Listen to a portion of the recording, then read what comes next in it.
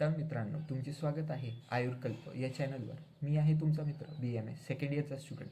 आपले पेपर जसे जसे जवळ येत आहे तसं तसं आपल्याला टेन्शनही वाढते. तर मग शॉर्टमध्ये रिव्हिजन होणारं काहीतरी पाहिजे असते. तसंच आहे फॅमिलीचं. फॅमिली हे जसे 4 ते 5 द्रव्य असतात, त्यांची कोणाकोणाची एकच असते.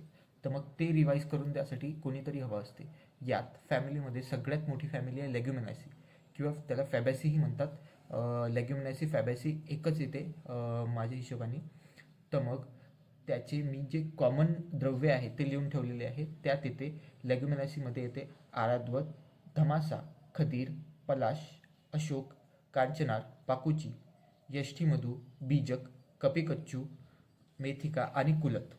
हे जे सगळे द्रव्य आहेत 12, ते येतात लेग्युमिनासी फॅमिलीमध्ये. त्यात आहे अजून युफोर्बियासी फॅमिली. युफोर्बियासी फॅमिलीमध्ये येते आम्लकी त्रिफळामधली, आणि भूम्य आम्लकी, एरंडा आणि कंपिलक. याच्यासोबत कॉम्ब्रिडियासी फॅमिली, तिच्यात येतात त्रिफळामधले बाकीचे उरलेले दोन, विबितकी, हरितकी आणि अर्जुन. मग त्यानंतर अजून दोन म्हटलं म्हणजे सोलॅन्सी फॅमिली. सोलॅन्सी फॅमिली कंठकारीवरून आठवण राहिली पाहिजे.